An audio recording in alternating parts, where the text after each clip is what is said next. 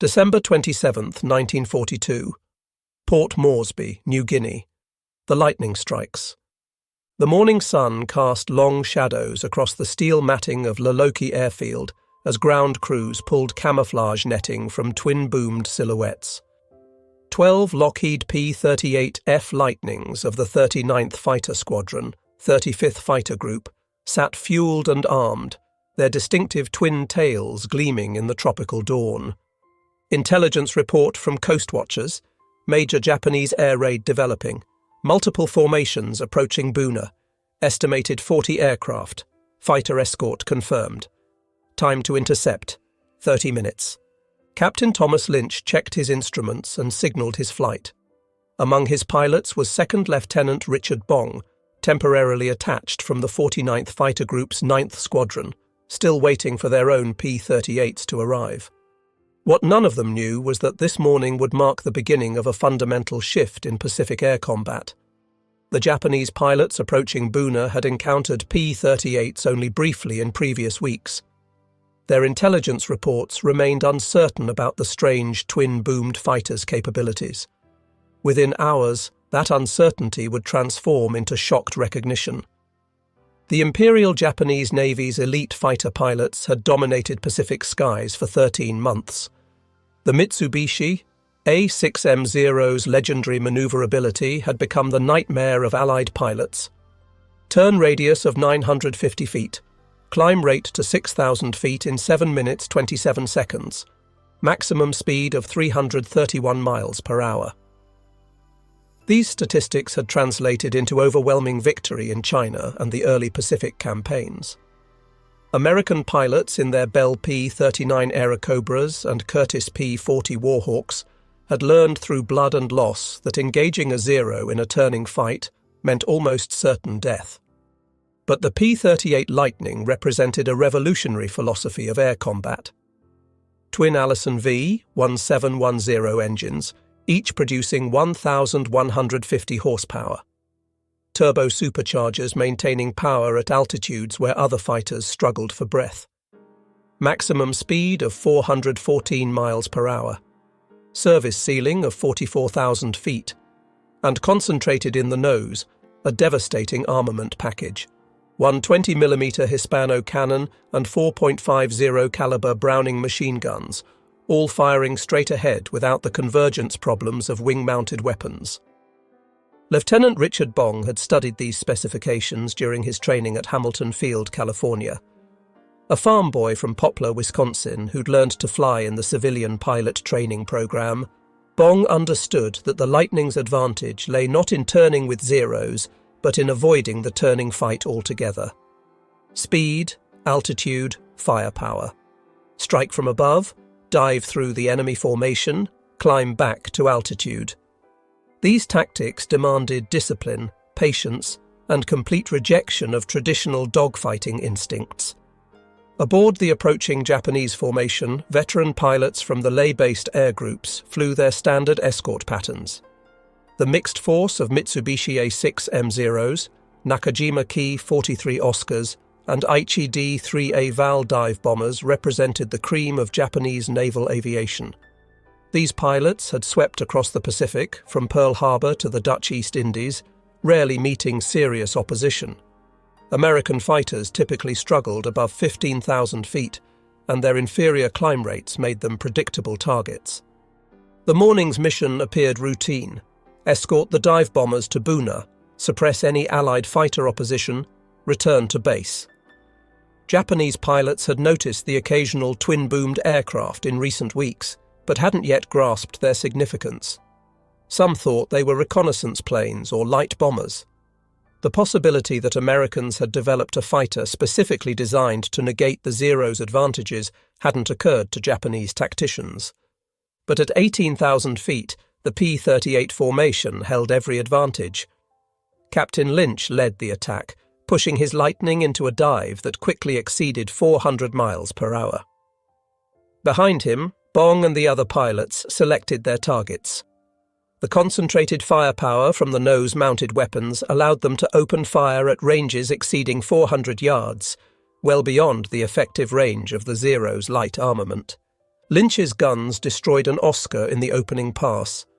The Japanese fighter simply disintegrated under the impact of 20mm cannon shells and .50 caliber bullets. As Lynch climbed back to altitude, Zero pilots attempted to follow, but found their aircraft shuddering violently as they approached 400 miles per hour in the dive. Warning bells sounded in their cockpits as they neared their structural limits. Lieutenant Bong spotted a Zero attempting to engage Lynch and rolled into a deflection shot. His first combat burst found its mark, sending the Zero spinning earthward in flames.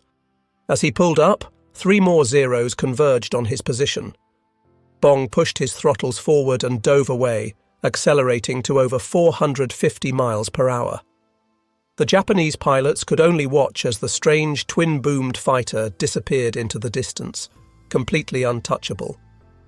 Pulling out of his dive just above the jungle canopy, Bong spotted a Val dive bomber recovering from its attack run.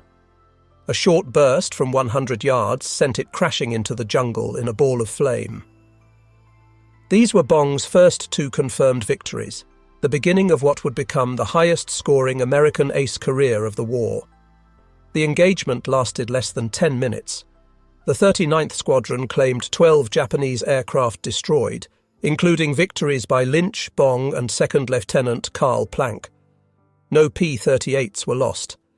Japanese after-action reports expressed confusion and alarm. Pilots described aircraft possessing impossible speed and climbing ability, engaging from beyond normal combat range. The comfortable world of horizontal maneuvering combat, where Japanese pilots excelled, had suddenly become a vertical battlefield, where speed and altitude determined survival. This transformation sent shockwaves through Japanese naval aviation headquarters at Rabaul. Intelligence officers scrambled to reassess the P-38's capabilities.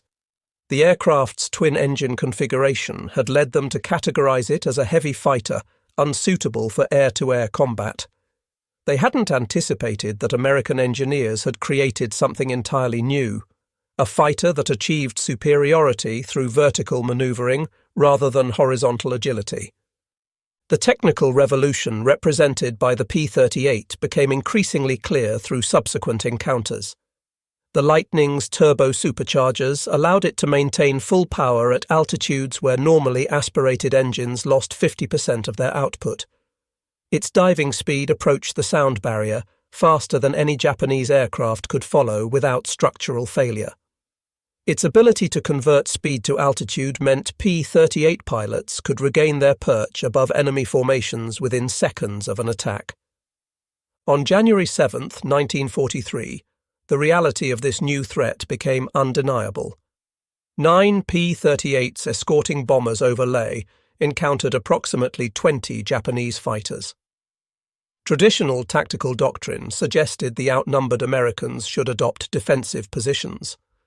Instead, the P-38s climbed to 25,000 feet and initiated diving attacks from positions the Japanese couldn't reach. Lieutenant Richard Bong, now flying regularly with the 39th Squadron while awaiting his unit's P-38s, demonstrated the Lightning's lethal efficiency. Diving from altitude, he destroyed a Ki 43 Oscar with a deflection shot at 300 yards. As Japanese fighters attempted to climb toward him, Bong executed a chandelle that carried him back to 20,000 feet, completely outside their engagement envelope. From this perch, he selected another target and repeated the process. The geometry of vertical combat was something Japanese pilots had never encountered. While a Zero could outturn any American fighter, it couldn't match the P-38's speed in a dive without catastrophic structural failure. It couldn't follow the Lightning's zoom climb without stalling. It couldn't catch a P-38 that chose to disengage using superior speed. The horizontal battlefield where Japanese pilots reigned supreme had been replaced by a three-dimensional arena where altitude and velocity trumped turning radius. Veteran Japanese pilots struggled to adapt. Their entire training emphasized close-range maneuvering combat, getting on an opponent's tail through superior turning ability. Against the P-38, these tactics were useless. By the time a Zero pilot maneuvered into firing position, The Lightning was already a mile away and climbing through altitude bands the Japanese fighter couldn't reach.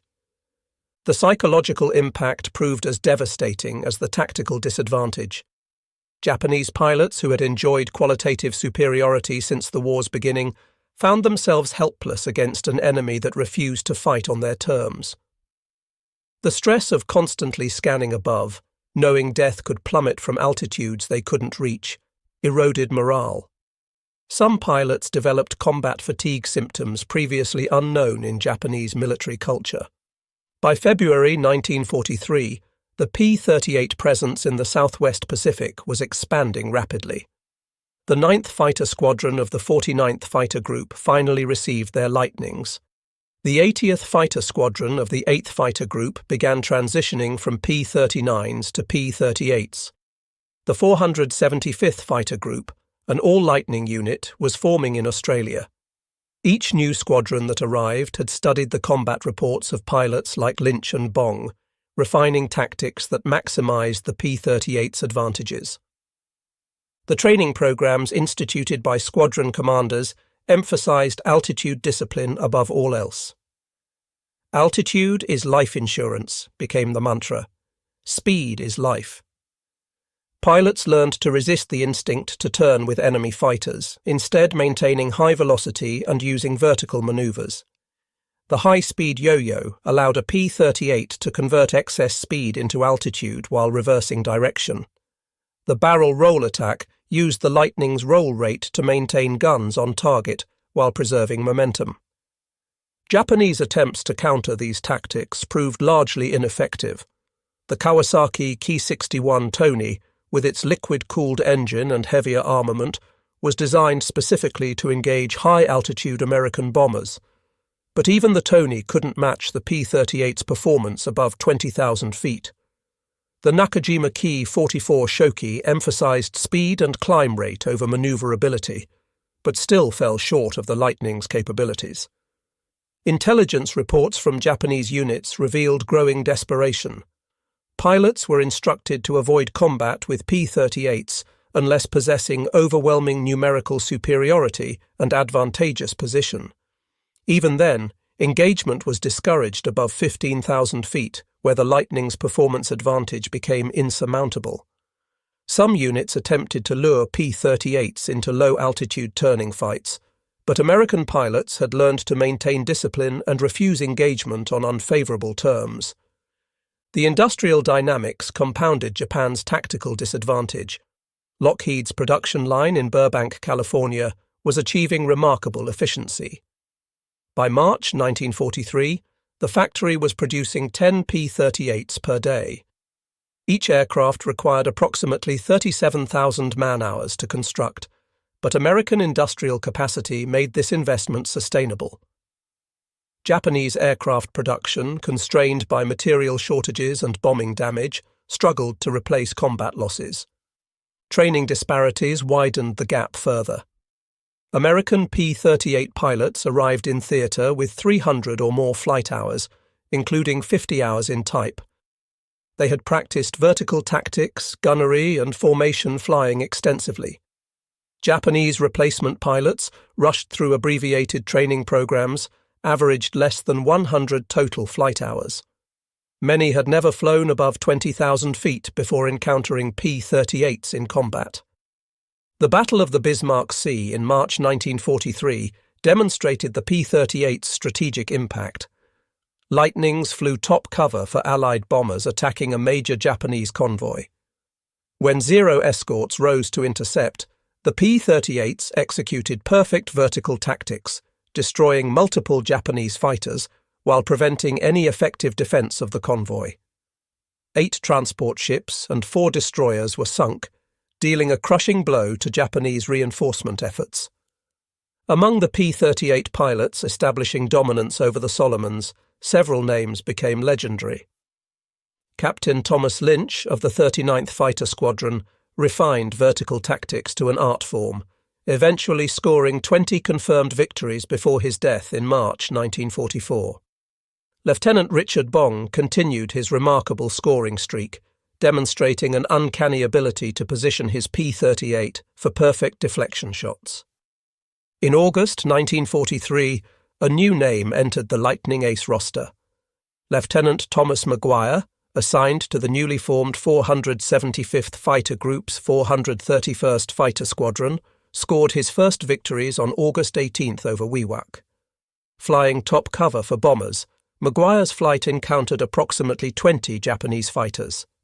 In his first combat engagement, Maguire shot down 2 Ki-43 Oscars and 1 Ki-61 Tony, becoming an ace in just 2 days after adding 2 more victories on August 21st. Maguire's combat philosophy emphasized aggressive vertical tactics and precise gunnery. He would eventually write a manual titled Combat Tactics in the Southwest Pacific Area that became required reading throughout the 5th Air Force.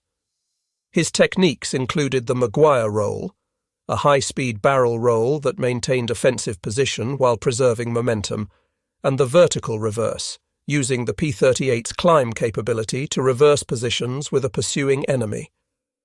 The strategic implications of P-38 dominance extended beyond individual combat.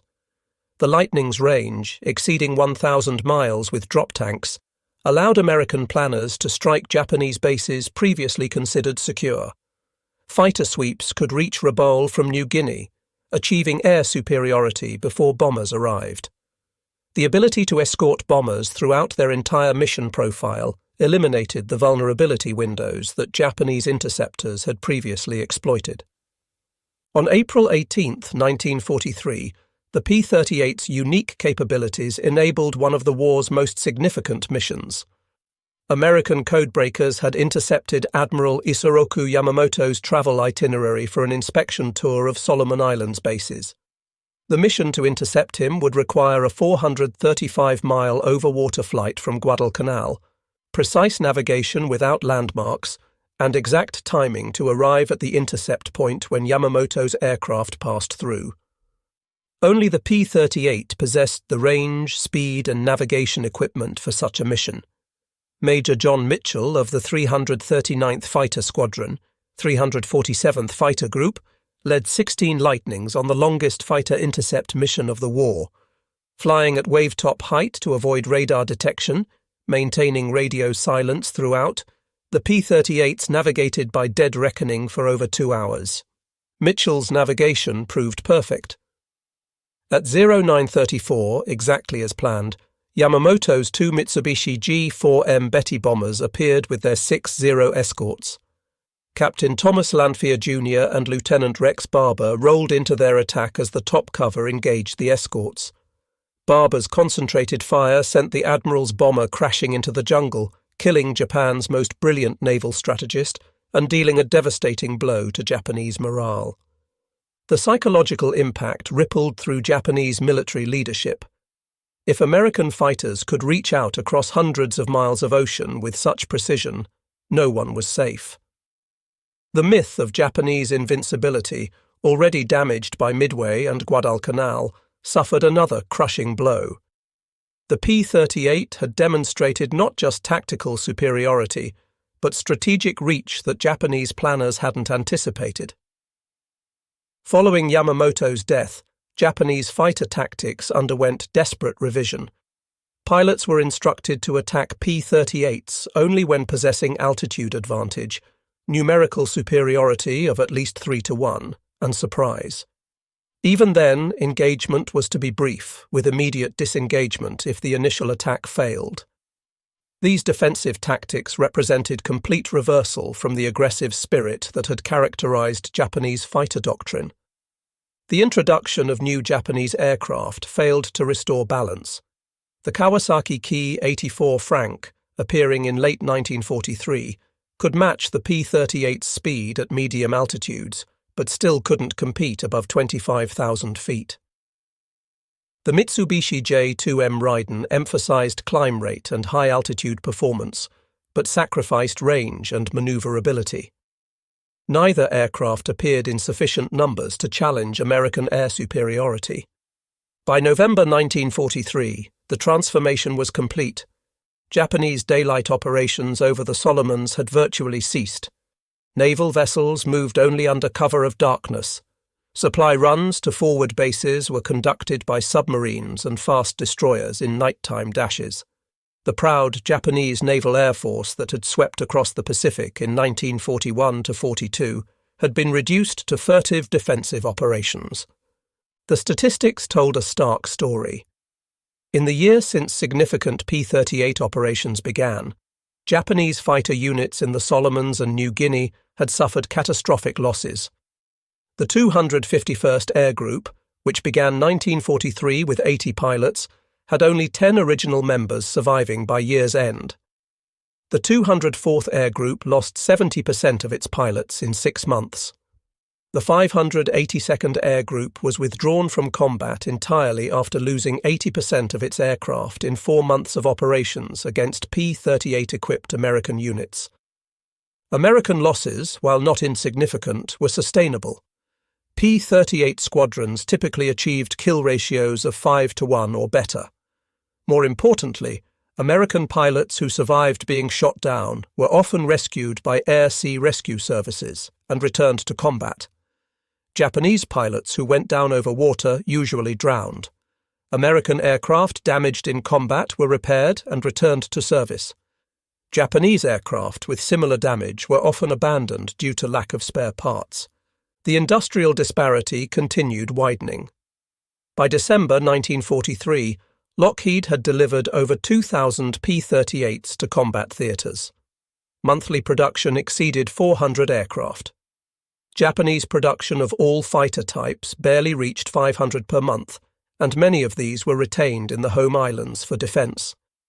The arithmetic of attrition warfare had become inexorable. Training standards diverged even further. American P-38 pilots arriving in late 1943 had extensive training in vertical tactics, instrument flying, and long-range navigation. Many had practiced combat maneuvers against captured Japanese aircraft, understanding exactly their opponent's capabilities and limitations. Japanese replacement pilots, rushed through programs shortened from 2 years to 6 months, arrived with minimal combat preparation and no experience against P-38s. The human dimension of this transformation cannot be overlooked. Japanese pilots who had entered the war as elite warriors, confident in their superiority, found themselves helpless against an enemy they couldn't reach or catch. Letters home, captured after island battles, revealed deep demoralization. Some pilots wrote of nightmares about twin-boomed shadows diving from the sun. Others requested transfers to ground units rather than face P-38s again. American pilots, conversely, flew with growing confidence. The P-38 gave them every advantage: speed, altitude, firepower, and range. They could choose when and how to engage, always maintaining the initiative. This psychological edge proved as valuable as the technological superiority. Confident pilots flew more aggressively, took calculated risks, and achieved better results. Richard Bong exemplified this confidence. By April 1944, he had surpassed Eddie Rickenbacker's World War I record of 26 victories. His combat technique had evolved to near perfection. Bong would climb to 30,000 feet, beyond the reach of any Japanese fighter, then select his targets carefully. His attacks were swift, precise, and lethal. He averaged less than 100 rounds fired per victory, demonstrating remarkable gunnery skill. Bong's eventual total of 40 confirmed victories, all scored in P-38s, represented not just personal skill, but systematic superiority. His victims included veteran Japanese aces, who simply couldn't counter the Lightning's performance advantages. In one engagement over Hollandia, Bong shot down 3 Japanese fighters in less than 5 minutes, using perfect vertical tactics that left his opponents unable to respond. Thomas Maguire pushed the P-38's capabilities even further. His manual on combat tactics became doctrine throughout the Pacific theatre. Maguire emphasized the importance of mutual support, with P-38 elements working in coordinated vertical scissors that trapped Japanese fighters between multiple attacking Lightnings. His eventual 38 victories, scored between August 1943 and January 1945, demonstrated the lethal efficiency of properly executed tactics. The technological evolution of the P-38 continued throughout the campaign. The G model introduced improved turbo superchargers that maintained power above 30,000 feet. The H model featured upgraded engines producing 1,425 horsepower each. The J model relocated intercoolers to the engine booms, improving pilot visibility and high-altitude performance. The L model added hydraulically boosted ailerons that dramatically improved roll rate. Each improvement shifted the combat equation further in America's favor. The P-38J could operate effectively at 35,000 feet, altitudes where Japanese pilots required oxygen masks just to remain conscious. The L model's improved roll rate eliminated the Zero's last marginal advantage in horizontal maneuvering. By late 1944, there was literally nothing a Japanese fighter could do better than a P-38L. Japanese responses became increasingly desperate. Ramming attacks, considered honorable if wasteful, increased as conventional tactics failed. Special attack units prepared for one-way missions. Some pilots attempted to lure P-38s into clouds, where visual confusion might negate the Lightning's advantages.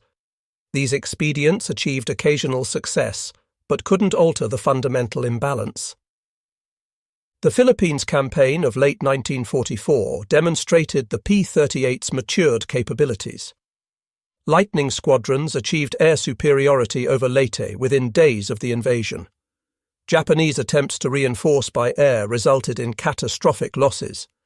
In one engagement on November 2, 1944, P-38s of the 49th Fighter Group destroyed 26 Japanese aircraft without loss. Such one-sided victories had become routine. The strategic bombing campaign against Japanese bases was enabled by P-38 escort. B-24 Liberators could reach targets throughout the Southwest Pacific, knowing Lightning escorts would protect them. Japanese interceptors, unable to reach the bomber's altitude when P-38s were present, were reduced to ineffective attacks on the margins. Air bases, fuel depots, and supply centers were systematically destroyed. The reconnaissance variant of the P-38, designated F-5, provided crucial intelligence throughout the campaign. Flying at extreme altitudes with cameras replacing guns, these photo-lightnings mapped every Japanese installation in the Pacific. Their speed and altitude capability made them nearly impossible to intercept. The intelligence they gathered enabled precise targeting of subsequent attacks. By early 1945, Japanese air power in the Southwest Pacific had effectively ceased to exist. The few remaining experienced pilots had been withdrawn to defend the home islands. Replacement pilots, with minimal training and obsolete aircraft, were sacrificed in futile defensive actions. The P-38 had achieved not just air superiority, but air supremacy. The human cost differential was staggering. Between December 1942 and January 1945, P-38 units in the Southwest Pacific claimed over 1,500 Japanese aircraft destroyed in verified combat. American P-38 losses to enemy action totaled fewer than 200 aircraft. The kill ratio exceeded 7-1, unprecedented in aerial warfare. Beyond statistics, the P-38's impact was transformational. It proved that technological superiority, properly employed, could overcome numerical disadvantage and enemy experience. It demonstrated that air superiority was not about dogfighting, but about controlling the engagement parameters. It showed that industrial capacity and training systems were as important as courage and skill. Veterans on both sides remembered the Lightning with mixture of awe and respect. American pilots praised its versatility, reliability, and overwhelming performance advantages. Japanese pilots recalled it as the aircraft that ended their dominance, the twin-boomed devil that could not be caught or escaped. Ground crews appreciated its rugged construction and maintainability despite complex systems. The influence extended beyond World War II. The P-38's success influenced post-war fighter development worldwide. The concept of vertical maneuvering became fundamental to jet-age combat. The importance of altitude and speed over turning ability shaped designs from the F-86 Sabre to modern fifth-generation fighters. The integration of technology, tactics, and training that the P-38 exemplified became the template for Air Force development. Lockheed's design team, led by Clarence Kelly Johnson, had created more than just a successful fighter. They had revolutionized aerial warfare. The P-38's unique configuration, born from the need to house two engines and turbo superchargers, had produced capabilities that single-engine fighters couldn't match. Its concentrated nose armament eliminated convergence problems that plagued wing-mounted guns. Its twin-engine redundancy provided safety over vast Pacific distances. The pilots who flew the Lightning wrote their own chapter in aviation history. Richard Bong's 40 victories stood as the American record for aerial combat. Thomas Maguire's 38 victories and tactical innovations influenced fighter doctrine for generations. Dozens of other P-38 aces demonstrated that with proper equipment and training, American pilots could dominate any aerial battlefield. The Japanese pilots who faced the Lightning showed remarkable courage in impossible circumstances. Flying obsolete aircraft against overwhelming technological superiority, they continued fighting long after hope of victory had vanished. Their testimony about the P-38's impact provides invaluable historical perspective on the air war's evolution. The physical legacy remains scattered across Pacific islands. Crashed P-38s and Japanese fighters dot jungles and lagoons from New Guinea to the Philippines. Each wreck site represents young men who fought and died in a struggle that shaped the modern world. Local inhabitants still discover ammunition, instruments, and personal effects that testify to the intensity of these aerial battles. Museums worldwide preserve examples of the P-38 Lightning. Restored aircraft fly at air shows, their distinctive twin-boom silhouette instantly recognizable. Veterans gather to share stories of missions flown and friends lost. Historians continue studying the campaigns where the Lightning proved decisive. The aircraft that shocked Japanese pilots in 1942 remains an icon of American aviation achievement. Modern military doctrine still reflects lessons learned in those Pacific skies. Altitude and speed remain fundamental to fighter combat. Technological superiority must be matched with proper tactics and training. Industrial capacity and logistics determine sustained combat capability. The integration of intelligence, technology, and operations that enabled the Yamamoto mission remains the gold standard for precision strikes. The transformation from December 1942 to early 1945 was complete and irreversible. The skies that had belonged to the Zero now belonged to the Lightning. Japanese naval aviation, which had begun the war as perhaps the world's most capable air force, had been systematically destroyed. The myth of the invincible Zero pilot had been shattered by American technology and training. In the final analysis, the P-38 Lightning's impact transcended mere victory.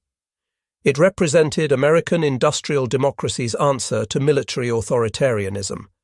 It proved that innovation could overcome tradition, that technology could triumph over experience, that systematic superiority could defeat individual skill.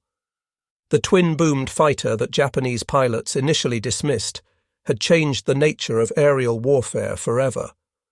The Solomon Islands campaign, where the Lightning first shocked Japanese pilots, became the crucible where modern air combat was born.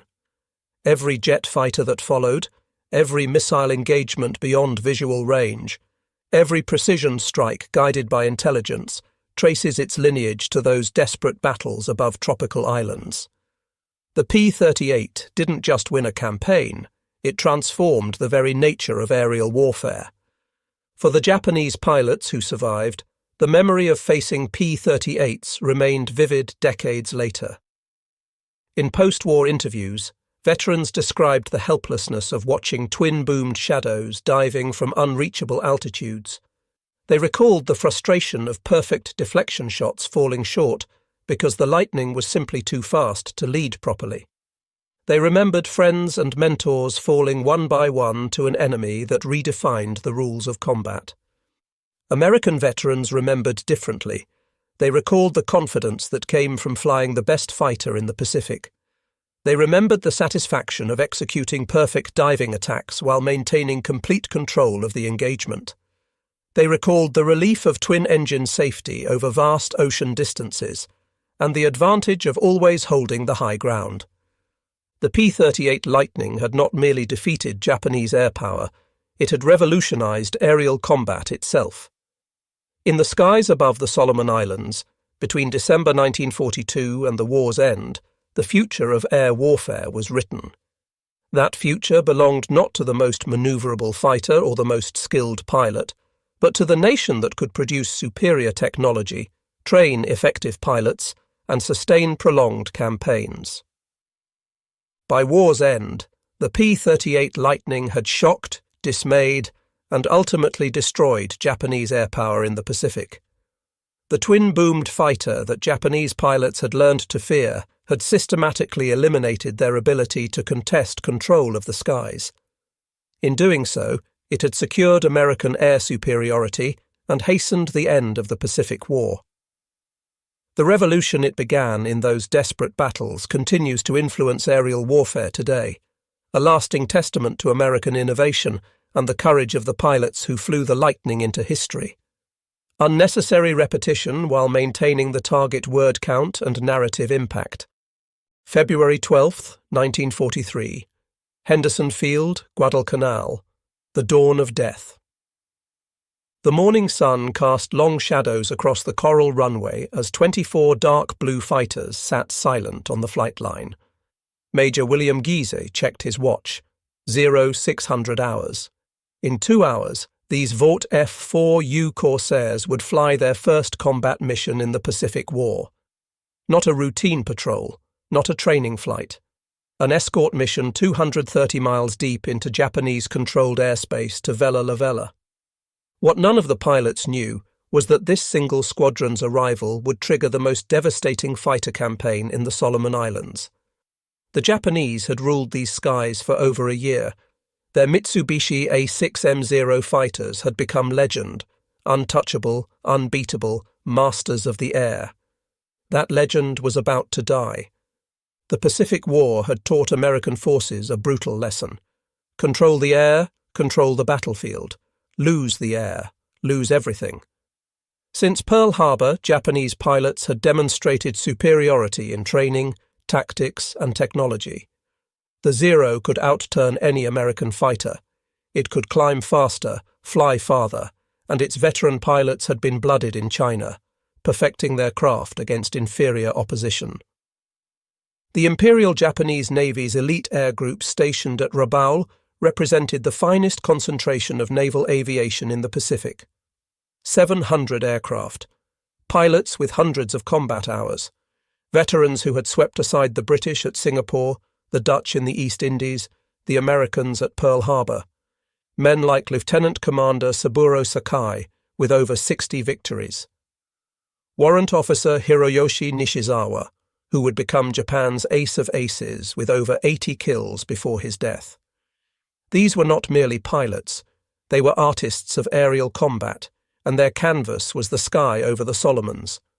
The Tainan Air Group, the 251st Air Group, the 204th Air Group, these units contained the cream of Japanese naval aviation. Pilots who had trained for years before the war, men who understood their aircraft as extensions of their own bodies. Lieutenant Junichi Sasai, commanding the Tainan Air Group, had developed tactics that maximized the Zero's advantages while minimizing its weaknesses. His pilots flew in loose formations that allowed individual initiative while maintaining mutual support. They had perfected the art of the turning fight, using the Zero's exceptional maneuverability to get on an enemy's tail and stay there until the kill was certain. The F-4U Corsair sat on Henderson Field's dusty coral surface like a caged predator. Its inverted gull wings gave it an unmistakable silhouette, a profile that would soon haunt Japanese pilots' nightmares. Powered by a Pratt & Whitney R2800 double Wasp engine producing 2,000 horsepower, the Corsair could achieve speeds exceeding 400 miles per hour. The massive 13-foot 4-inch Hamilton standard propeller required the distinctive bent wing design to provide adequate ground clearance. 6 Browning M 2.50 caliber machine guns, each firing 750 rounds per minute. Total ammunition load, 2,350 rounds, 400 rounds for each of the inner guns, 375 for the outer pairs. Enough firepower to saw a Zero in half with a 2-second burst. But raw specifications told only part of the story. The Corsair was initially considered too dangerous for carrier operations. Its long nose blocked forward visibility during landing. Its left wing stalled before the right, causing vicious snap rolls at low speed. The tailwheel oleo strut had a tendency to bounce on carrier decks, launching the aircraft back into the air at the worst possible moment. The Navy had rejected it for carrier duty, declaring it an ensign eliminator. Yet these very characteristics that made it dangerous to fly would make it lethal in combat. The same power that made it difficult to control gave it unmatched acceleration and climb rate. The robust construction that added weight also meant it could absorb punishment that would destroy lighter fighters. Lieutenant Kenneth Walsh of VMF 124 had logged only 25 hours in the Corsair before arriving at Guadalcanal. A former enlisted man who'd earned his wings through determination rather than Annapolis pedigree, Walsh understood machinery. Born in Brooklyn and raised in Jersey City, he'd enlisted in the Marine Corps in 1933 at age 17. He'd worked as an aircraft mechanic before earning his wings, giving him an intimate understanding of what made aircraft work and what made them fail. The Corsair wasn't just an airplane. It was 14,000 pounds of controlled violence. Master its temperament, and you held death's own scythe. The pilots of VMF 124 represented a cross-section of American society. Farm boys from Iowa who'd never seen the ocean before joining the Marines. College graduates who'd given up comfortable futures for gold wings. Former mechanics and store clerks who'd discovered an aptitude for flying. What they shared was youth, most were in their early 20s, and minimal combat experience. They'd trained hard at Camp Kearney in San Diego, but training couldn't replicate the reality of combat against veteran enemies who'd been killing Americans since Pearl Harbor. Across the Solomon Sea at Rabaul, the Japanese prepared for another day of air operations. The sprawling base complex included 5 airfields: Vunakanau, Lakunai, Rapopo, Tobera, and Keravat. Simpson Harbour provided anchorage for the combined fleet's cruisers and destroyers. The town itself housed thousands of support personnel, mechanics, armourers, communications specialists, and medical staff. It was the Gibraltar of the South Pacific, seemingly impregnable behind its ring of fighters and anti-aircraft guns. Lieutenant Takeshi Maeda of the 204th Air Group reviewed the morning reconnaissance reports. American strength at Guadalcanal, estimated 40 to 50 fighters, mixed types. Mostly obsolete P-40s and stubby F-4F Wildcats, nothing the Zeros couldn't handle. The 204th had recently arrived at Rabaul to replace losses from the Tainan Air Group, which had been redesignated as the 251st. Many of the pilots were veterans of the China campaign, men who had honed their skills against Chinese and Soviet pilots. They viewed the Americans as inferior opponents, lacking the spiritual discipline and dedication of Japanese warriors. But the morning's reconnaissance photos showed something new. 24 aircraft with distinctive bent wings, larger than Wildcats, longer than P-40s. Naval intelligence had no designation for them. Probably another failed American design rushed into service. The Americans were always trying to compensate for inferior pilot skills with heavier armament and armour. It hadn't worked with the Buffalo. It hadn't worked with the P-39. Why should this new aircraft be any different? VMF 124's first combat mission began at 0800 on February 12, 1943. 12 Corsairs lifted off from Henderson Field, to escort a PBY Catalina rescue mission to Sandfly Bay, Vella La Vella. The mission profile was straightforward: provide top cover while the flying boat retrieved 2 downed pilots. No enemy contact expected. A milk run to blood the new squadron. The Corsairs climbed steadily to 18,000 feet, their engines running smoothly in the cool morning air. Below them, the Catalina lumbered along at 2,000 feet, vulnerable and slow. Major Guise led the formation, constantly scanning the sky for threats. The Japanese had a habit of appearing from nowhere, usually out of the sun. He'd drilled his pilots relentlessly. Maintain formation, watch your wingman's tail, never try to turn with a zero. Use the Corsairs' advantages: speed, firepower, and the ability to absorb damage. Hit and run. Dive and climb. Never ever get into a turning fight with a zero at low altitude. 20 minutes into the flight, Lieutenant Kenneth Walsh spotted movement below. 9 Zeros climbing from the southeast, positioning for an attack on the lumbering Catalina. They'd probably taken off from Buin or Balale, forward strips the Japanese used to extend their fighter coverage. Walsh's voice crackled over the radio. "Bandits, 8 o'clock low, climbing." The moment of truth had arrived. 12 American rookies in an untested fighter against 9 Japanese veterans in the war's most successful aircraft. Walsh rolled inverted and pulled through in a split S, diving from 18,000 feet. The Corsair accelerated like nothing he'd ever flown. The airspeed indicator swept past 350, 400, 425 miles per hour. The controls stiffened but remained responsive. At this speed, the Zeros couldn't follow even if they tried. Their wings would fail under the stress, torn off by aerodynamic forces their designers never anticipated. He lined up on the trailing enemy fighter, waited until the wingspan filled his gun sight, and squeezed the trigger. 6 streams of armor-piercing incendiary rounds converged at 900 feet. The API ammunition was devastating against the Zero's unprotected fuel tanks. The Japanese fighter disintegrated. No explosion, no fire. It simply came apart in the air like a toy smashed by an invisible hammer. Wings separated from fuselage. The engine tore free from its mounts. The pilot never had a chance to bail out. Walsh pulled up hard, G-forces crushing him into his seat, and chandelled back toward altitude. 1 pass, 1 kill. The other Corsairs followed his example, diving and climbing, using their superior speed to slash through the Japanese formation. The engagement lasted 4 minutes. When the Zeros fled, 3 of their number were falling toward the sea in pieces.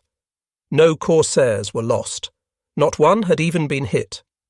The tactical equation had shifted dramatically. The hunters had become the hunted. The remaining Japanese fighters, probably from the 582nd Air Group that had recently arrived at Rabaul, retreated north at maximum speed. They'd witnessed something that challenged everything they believed about air combat. That evening at Rabaul, the debriefing was somber. The surviving pilots reported encountering a new American fighter with unprecedented speed and firepower. Their report was detailed and troubling. Encountered new American fighter type over Vella La Vella. Superior speed and dive characteristics, exceptional firepower, cannot engage in traditional turning combat. Armor protection negates effectiveness of 7.7mm armament. Request immediate intelligence on aircraft identification and performance parameters. The report was the first acknowledgement that something fundamental had changed in the air war over the Solomons. Within a week, Japanese pilots had given the new American fighter a name: Whistling Death. The designation came from the distinctive sound the Corsair made in a high-speed dive, a banshee wail created by air rushing through the oil cooler intakes in the wing roots. It was a sound that would precede devastation, a war cry that announced execution from above. Ground troops on Japanese-held islands learned to fear it. When they heard that whistle, death was seconds away. The impact was immediate and profound. Japanese bomber missions to Guadalcanal, previously escorted by a dozen fighters, now required 20 or 30. Even then, losses were heavy. The Corsair's speed advantage meant it could choose when and how to engage. Japanese pilots found themselves constantly on the defensive, trying to protect bombers while being picked apart by slashing attacks they couldn't counter. By March 1943, all 8 Marine fighter squadrons in the Solomons were converting to Corsairs: VMF 121, VMF 122, VMF 123, VMF 213, VMF 214, VMF 215, VMF 221, and VMF 222. Each squadron received its complement of the bent-wing fighters. The transition was not without cost. 7 aircraft were lost to operational accidents in the first month, victims of the Corsair's unforgiving flight characteristics. Landing accidents were common. The long nose meant pilots couldn't see the runway during final approach. They had to make a curving approach, only straightening out at the last moment. Get it wrong, and the powerful torque from the huge propeller would flip the aircraft on its back. But those who mastered the bent-wing bird found themselves in possession of a weapon that could dominate any opponent. The Corsair changed everything about air combat in the Pacific. The tactical revolution was immediate and decisive. American pilots abandoned the turning dogfights that had favoured the agile Zero. Instead, they employed boom and zoom tactics, diving attacks from altitude, firing, then climbing away before the enemy could respond. The Corsair could dive at speeds that would tear a Zero's wings off. It could absorb punishment that would destroy lighter Japanese fighters.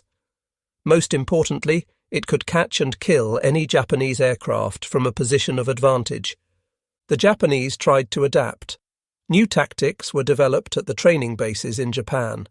Coordinated attacks from multiple angles, attempts to force Corsairs into low-speed turning fights, targeting the aircraft's few vulnerable spots, the oil cooler intakes, the cockpit canopy rails where armour was thinnest.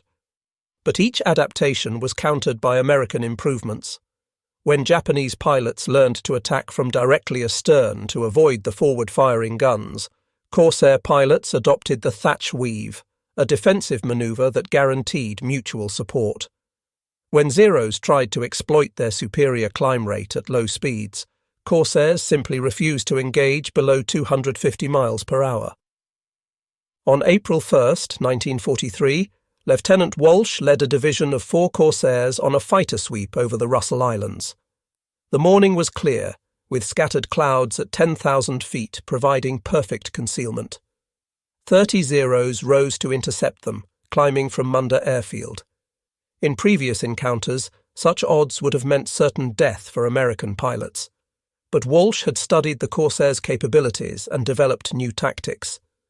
Instead of engaging in a general melee, the Corsairs maintained altitude advantage, made coordinated diving attacks, and covered each other's climbing recovery. The battle developed into a vertical fight, with Corsairs diving from 20,000 feet, firing, then zoom climbing back to altitude. The Zeros, trying to follow, found themselves hanging on their props, struggling to maintain airspeed. At that moment, they were sitting ducks for the next Corsair in the diving rotation. Walsh personally destroyed 3 Zeros in 7 minutes, each kill following the same pattern: dive, fire, climb, reposition. His wingman, Lieutenant Archie Donahue, shot down 2 more. The 4 Corsairs claimed 11 victories without loss. When they landed at Henderson Field, mechanics counted only 6 bullet holes among all 4 aircraft. The Zero's 7.7mm machine guns couldn't penetrate the Corsair's armour. Their 20mm cannons, deadly against lighter aircraft, required sustained hits to damage the robust American fighter. But getting those hits meant surviving long enough to aim, and against the Corsair's speed and firepower, survival was increasingly unlikely. The armour plate behind the pilot's seat was thick enough to stop 20mm rounds. The windscreen was bulletproof glass that could deflect anything short of a direct cannon hit. The self-sealing fuel tanks could absorb dozens of bullet holes without catching fire. The Japanese response revealed growing desperation. Intelligence reports from coast watchers indicated that experienced pilots were being withdrawn from Rabaul and sent back to Japan to train replacements. But training took time, and the losses were mounting faster than replacements could be produced. The Japanese Navy's carefully cultivated cadre of expert pilots, men with years of training and combat experience, was being bled white over the Solomons. By May 13, 1943, Kenneth Walsh had achieved what no American pilot had done before. He became the first Corsair ace, with 5 confirmed victories. The 5th kill came during a melee over the Russell Islands, when Walsh found himself alone against 3 Zeros. Instead of running, the sensible option, he attacked. Using the Corsair's superior speed, he made 3 passes, shooting down 1 Zero on each pass. The last Japanese pilot, probably a veteran given his aggressive manoeuvring, tried to force Walsh into a turning fight at 5,000 feet. Walsh responded by going vertical, climbing straight up until the Zero stalled and fell away. He then rolled over and dove, catching the Zero as it tried to recover. A long burst from the 650s tore the enemy fighter in half. 2 weeks later, Walsh's score stood at 10. The transformation was remarkable.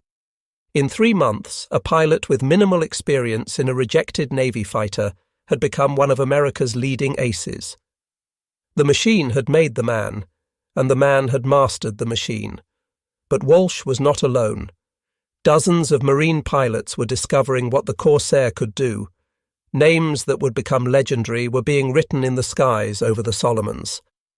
Lieutenant Robert Hansen of VMF 215 would eventually score 25 victories in just 6 months, making him the highest-scoring Corsair ace of the war. His technique was simple but effective. Get above the enemy, dive at maximum speed, fire at close range, and climb away before they knew what hit them. On January 14, 1944, he shot down 5 Japanese fighters in a single mission, methodically picking them off one by one as they tried to protect a bomber formation. The real shock for Japanese pilots came not from individual aces, but from the collective effectiveness of Corsair squadrons.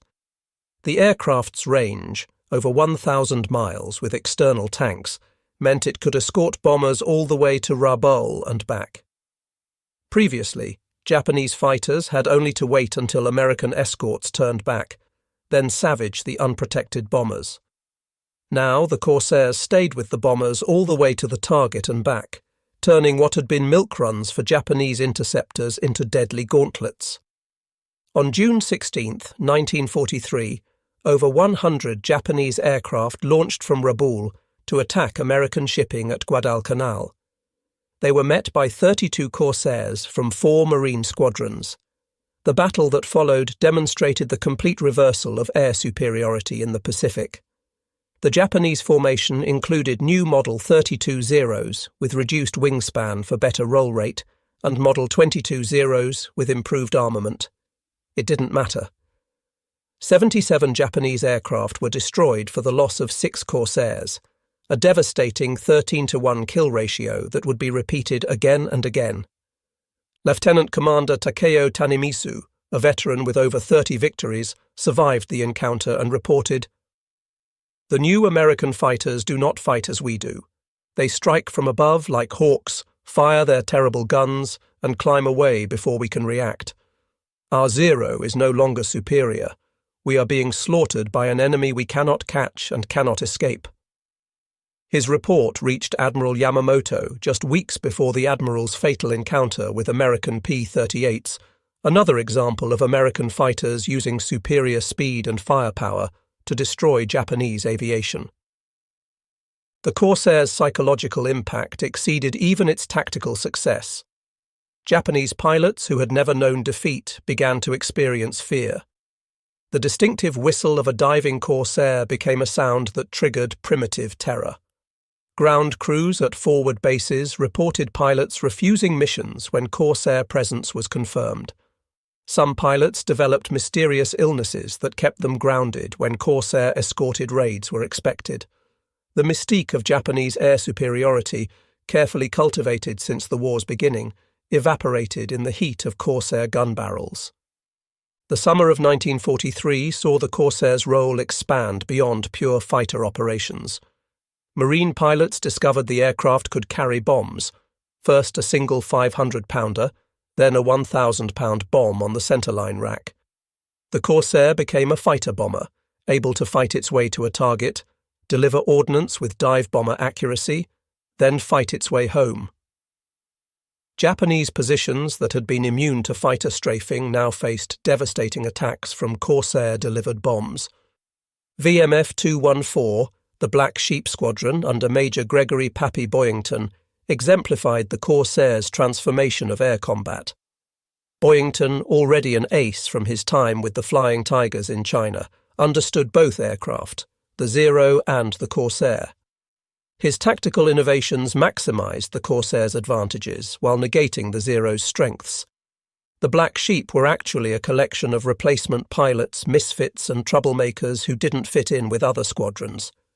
Boyington welded them into the most effective fighter squadron in the Solomons. The squadron's name came from their status as orphans, pilots without a permanent squadron assignment. But under Boyington's leadership, they became killers. In just 84 days of combat, VMF 214 destroyed 97 Japanese aircraft while losing only 12 Corsairs, an 8-to-1 kill ratio that would have been fantasy just months earlier. They also destroyed 21 vessels, from barges to destroyers, and numerous ground installations. On September 16, 1943, Boyington led 24 Corsairs on a fighter sweep over Balal, a Japanese airfield at the southern tip of Bougainville. Intelligence indicated a major build-up of Japanese fighters at the field. 50 Zeros intercepted them, rising like angry hornets from the coral strip. In the previous war, such odds would have been suicide, but Boyington had trained his pilots in energy management, maintaining speed and altitude advantage at all costs. The battle developed in 3 dimensions, with Corsairs and Zeros climbing, diving and turning in a deadly aerial ballet. But it was a ballet where one partner had all the advantages. The Black Sheep destroyed 20 Japanese fighters without loss. Boyington personally accounted for 5, becoming an ace in a day. His tactics were simple but effective. Stay high, stay fast, and never give the enemy a predictable target.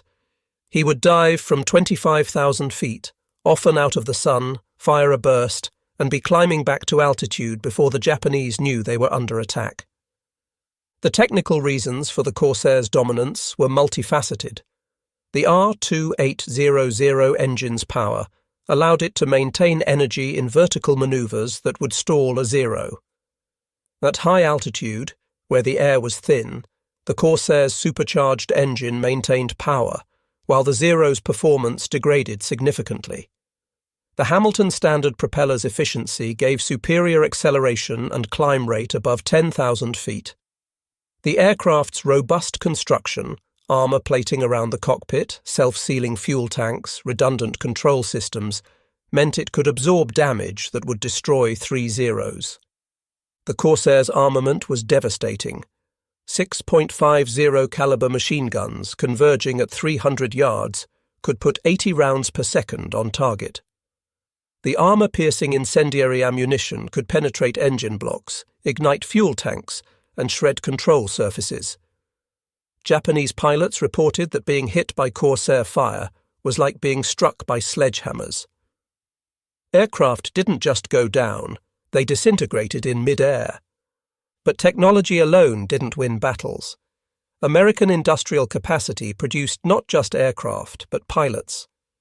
While Japan struggled to train replacements for their mounting losses, America's training programs graduated hundreds of qualified pilots monthly. The Naval Air Training Command had expanded from 2 main bases before the war to dozens of facilities across the country. Primary training at places like Pensacola and Corpus Christi, advanced training at Jacksonville and Miami, operational training at San Diego and Hawaii. Each pilot arrived in theatre with 300 hours of flight time, including 50 hours in type. Japanese replacements, by contrast, often had less than 100 hours total, sometimes as few as 60. The Corsairs' margin of superiority meant even average American pilots could defeat veteran Japanese aces. The aircraft forgave mistakes that would be fatal in a Zero. Its speed allowed pilots to disengage from unfavorable situations. Its armor kept them alive when they made errors in judgment. Lieutenant Commander Minoru Genda, one of the architects of the Pearl Harbor attack and Japan's foremost aerial tactician, visited Rabaul in August 1943. His assessment was brutally honest. The enemy's new fighter has revolutionized air combat. Our tactics, perfected over years, are now obsolete. We need new aircraft, new training, new everything. But we have no time. They are killing us faster than we can adapt. His report to Tokyo recommended abandoning offensive operations and conserving remaining pilot strength for defense of the home islands. The recommendation was ignored. The arithmetic of attrition was unforgiving. Japan began the Solomons campaign with approximately 400 first-line pilots in the area. By August 1943, over 300 were dead. Their replacements lacked both skill and experience. American pilot quality, conversely, improved continuously. Each returning veteran passed knowledge to newcomers. Tactics refined in combat were immediately incorporated into training. The learning curve that had cost so many American lives in 1942 became a teaching tool in 1943. The Corsair even inspired innovation in other areas. Faced with the aircraft's initial carrier landing difficulties, the British Fleet Air Arm developed new techniques. They discovered that a curved approach to the carrier deck, keeping the landing signal officer in sight until the last moment, solved the visibility problem. A modification to the tailwheel oleo strut reduced bouncing. Improved pilot training specific to the Corsair's characteristics reduced accidents. By late 1944, Corsairs were operating successfully from American carriers, adding their firepower to the fast carrier task forces. VF-17, the Navy's Jolly Rogers under Lieutenant Commander John Tommy Blackburn, demonstrated the Corsairs' versatility beyond pure fighter operations. Initially assigned to the carrier Bunker Hill, the squadron was land-based in the Solomons due to the Navy's concerns about the Corsairs' carrier suitability. It proved to be a blessing in disguise. Operating from shore bases, VF-17 could maximize the Corsairs' range and payload advantages. Blackburn's pilots pioneered the use of Corsairs as fighter bombers, hanging 1,000-pound bombs under the centerline. They developed dive-bombing techniques specific to the Corsair, discovering that lowering the landing gear acted as an effective dive brake. On November 11, 1943, during the assault on Rabaul, VF-17's Corsairs shot down 18 Japanese aircraft, then delivered their bombs on target before shooting down 5 more during egress. Multi-role capability transformed the Corsair from interceptor to offensive weapon. The squadron's record was extraordinary. In 76 days of combat, the Jolly Rogers destroyed 152 Japanese aircraft, nearly 2 per day. Squadron leader Tommy Blackburn himself accounted for 11 victories. More importantly, VF-17 never lost a bomber they were escorting to enemy fighters. The protection umbrella was absolute. Japanese pilots learned that attacking American bombers meant facing Corsairs, and facing Corsairs meant probable death.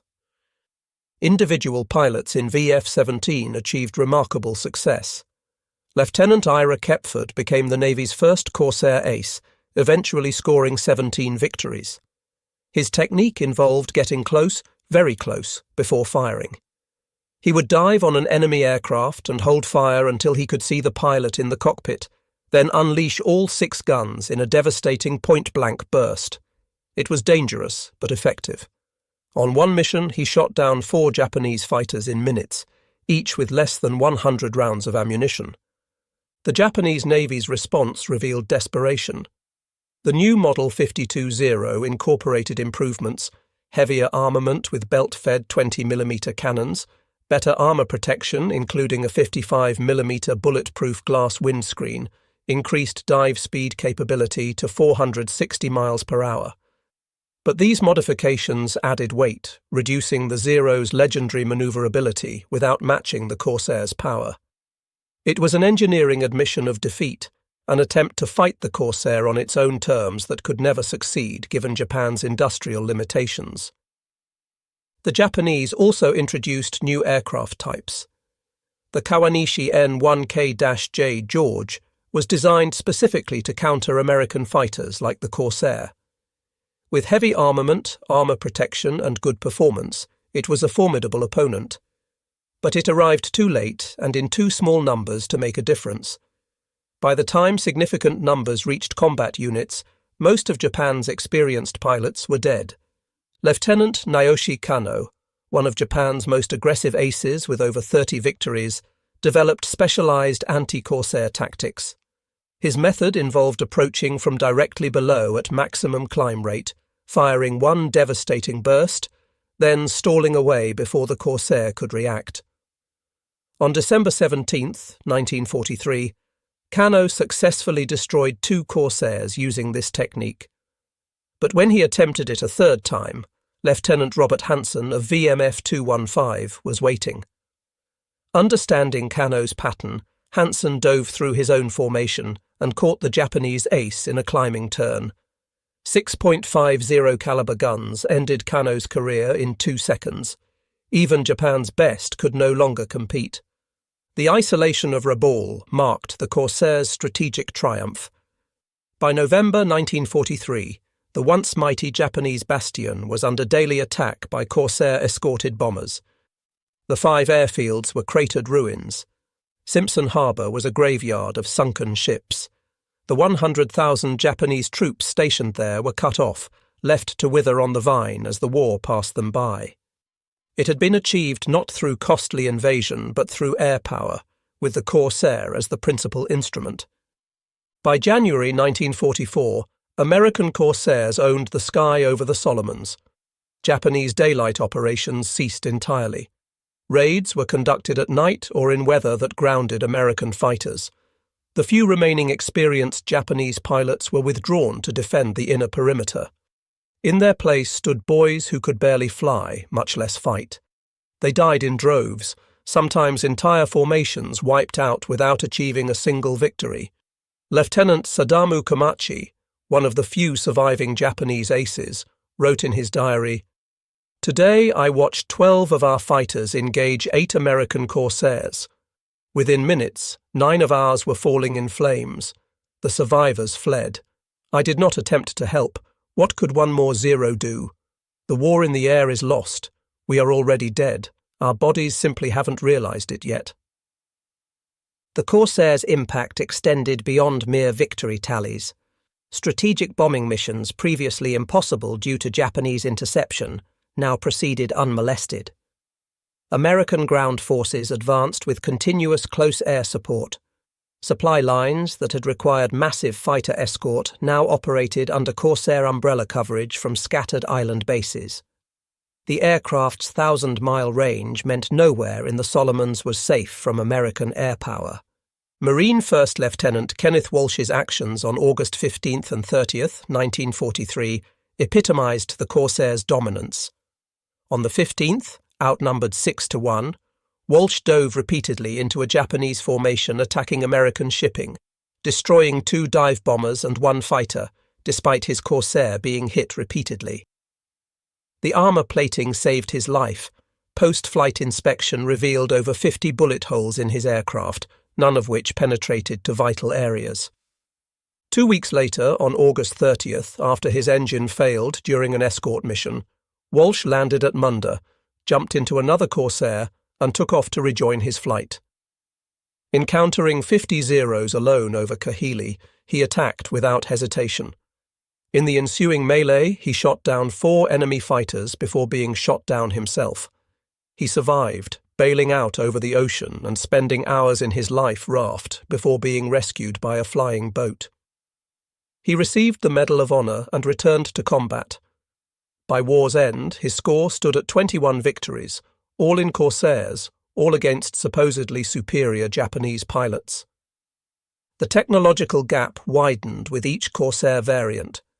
The F4U-1A incorporated a bubble canopy for improved visibility, addressing one of the aircraft's few weaknesses. The seat was raised 7 inches, further improving the pilot's view. The F4U-1C mounted 4 20mm cannons instead of machine guns, each with 120 rounds. The hitting power was devastating. A single burst could tear the wing off a Zero. The F4U-1D could carry 2 1,000-pound bombs, or 8 5-inch rockets in addition to its guns. Later variants could carry tiny TIM rockets, napalm tanks, or even a torpedo. Each improvement addressed lessons learned in combat, modifications incorporated within months of identification. When pilots complained about carbon monoxide seeping into the cockpit, engineers redesigned the exhaust system. When the tailwheel strut proved too stiff for carrier landings, it was modified with softer oleos.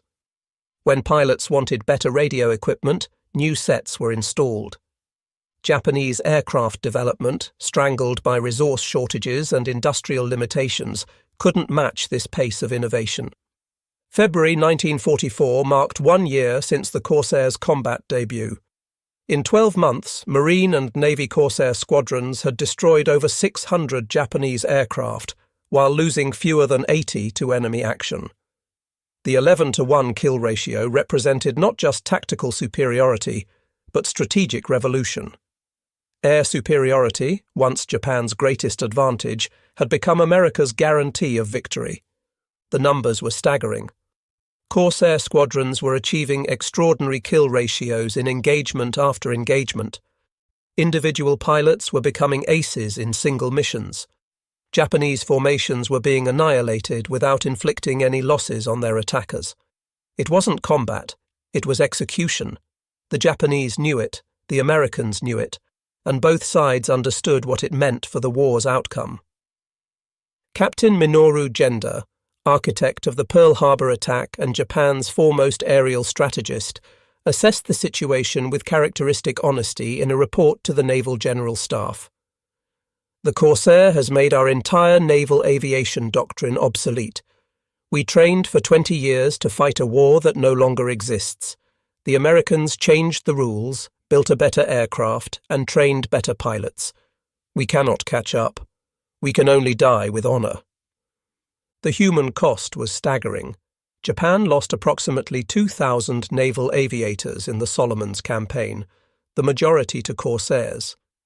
These were not just pilots, but instructors, squadron commanders, and tactical innovators, irreplaceable expertise accumulated over decades. The pre-war Japanese Navy had required 3 years to train a carrier pilot. By 1944, they were sending boys to combat with less than 6 months of training. The results were predictable and tragic. American losses, while significant, were sustainable. Industrial production delivered Corsairs faster than combat consumed them. By 1944, Vought was producing 300 Corsairs per month, one every 82 minutes. Goodyear and Brewster added their production under license, as FG and F3A variants respectively. Pilot training programs, expanded exponentially since Pearl Harbor, provided qualified replacements who arrived in theatre better prepared than their predecessors. Each generation of Corsair pilots was more lethal than the last, a compound interest of combat experience and institutional knowledge. The Corsair's psychological warfare value matched its physical destructiveness. Tokyo Rose, the English-language propaganda broadcaster, acknowledged the aircraft's impact in her nightly transmissions, warning American pilots that the whistling death brings death to those who fly it as well. But her threats rang hollow. Japanese pilots knew the truth. When Corsairs appeared, survival meant running, and even running might not be enough. Major Gregory Pappy Boyington's final combat illustrated both the Corsair's power and its limits. On January 3, 1944, leading a sweep over Rabaul, Boyington shot down his 26th and 27th victims before being shot down himself. His Corsair was hit by ground fire and enemy fighters, finally succumbing to cumulative damage. He survived but was captured, spending the rest of the war in Japanese prison camps. His loss demonstrated that even in a superior aircraft, war remained dangerous. But his squadron's continued success without him, shooting down 94 more Japanese aircraft, proved the Corsairs' advantage transcended individual skill. The Black Sheep remained one of the highest-scoring squadrons in the Pacific, with or without their famous leader. The aircraft itself had become the ace-maker, turning average pilots into killers and good pilots into legends. The strategic implications rippled across the Pacific. Admiral Isoroku Yamamoto's death in April 1943, shot down by P-38 Lightnings made possible by Corsair suppression of Japanese fighters, eliminated Japan's most capable naval strategist. The isolation and reduction of Rabaul, achieved through Corsair air superiority, removed Japan's most important base without invasion. The Marine Island hopping campaign accelerated, each landing supported by Corsair squadrons that guaranteed American forces would never again fight without air cover. The Philippines campaign of 1944 saw Corsairs operating from both land bases and carriers. By then, the initial carrier landing problems had been solved through a combination of pilot training and aircraft modifications. Marine squadrons VMF-124 and VMF-213 operated from the USS Essex, providing both fleet defense and ground support. Their presence over Leyte Gulf helped ensure American victory in history's largest naval battle. The Corsair even changed carrier operations doctrine. Initially rejected for carrier use, British Royal Navy pilots developed techniques to safely land the difficult aircraft on flight decks. The curved approach pattern they pioneered became standard for all carrier aircraft. Their success convinced the US Navy to reconsider, and by late 1944, Corsairs were operating from American carriers. By war's end, Corsairs operated from dozens of carriers, extending their deadly reach across the entire Pacific. Lieutenant Commander Saburo Sakai, Japan's most famous surviving ace, encountered Corsairs over Iwo Jima in June 1944. Despite his vast experience, over 60 victories, he barely survived. His Zero was riddled with bullets, his cockpit filled with smoke, and only exceptional flying skill allowed him to escape. His assessment was blunt. Fighting Corsairs in a Zero was like fighting a modern tank with a cavalry sword. Brave, perhaps, but stupid and fatal. The Marianas Campaign of June 1944 demonstrated the Corsairs' maturity as a weapons system. During the Great Marianas Turkey Shoot on June 19th, although the Hellcat was the primary Navy fighter involved, Marine Corsair squadrons operating from island bases contributed to the slaughter. Japanese naval aviation lost over 400 aircraft in a single day, most to American fighters. The kill ratios were so lopsided that American pilots felt guilty about the slaughter. It wasn't combat, it was target practice. The numbers told the complete story. By August 1945, Corsairs had destroyed 2,140 Japanese aircraft in air-to-air combat. They had dropped 15,621 tons of bombs, 70% of all bombs delivered by US Navy and Marine fighters during the Pacific War. Over 400 Japanese ships had been sunk or damaged by Corsair attacks. The aircraft that couldn't initially operate from carriers had become the most successful naval fighter in history.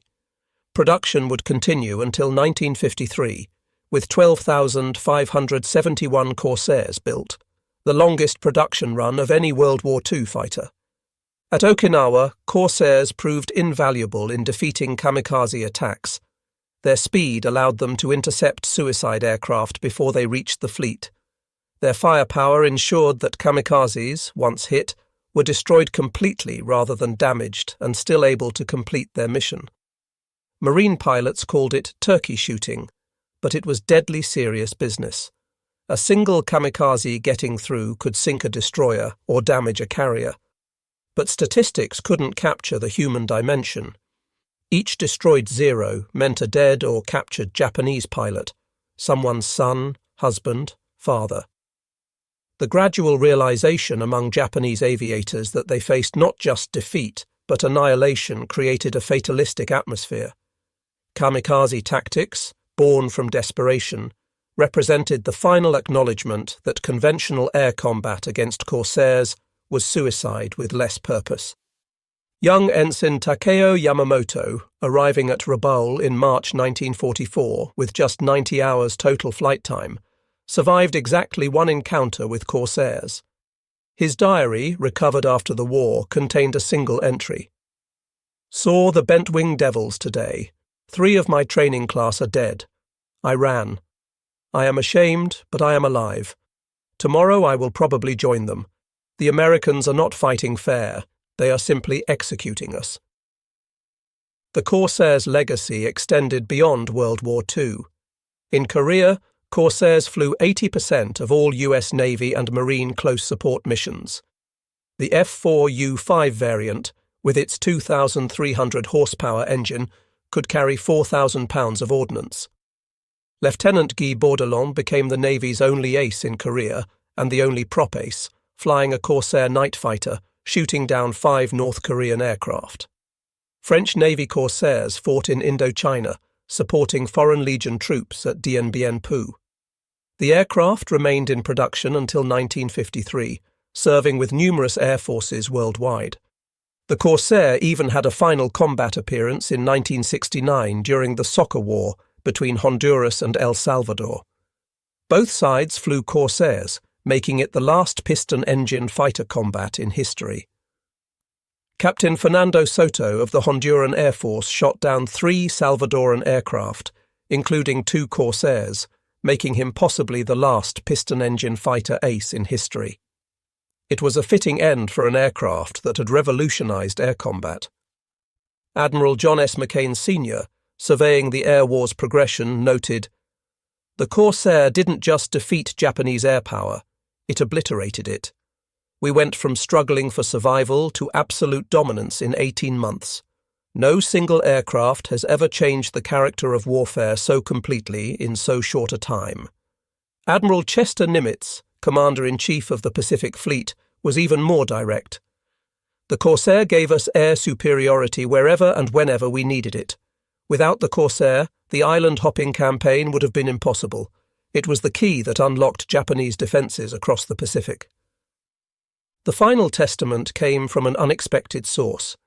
Emperor Hirohito, in his post-war memoir, identified 3 factors that made Japan's defeat inevitable: American industrial capacity, the atomic bomb, and the Corsair fighter. "When our pilots could no longer contest the skies," he wrote, "our islands became indefensible. The Corsair was the sword that cut the empire's lifeline."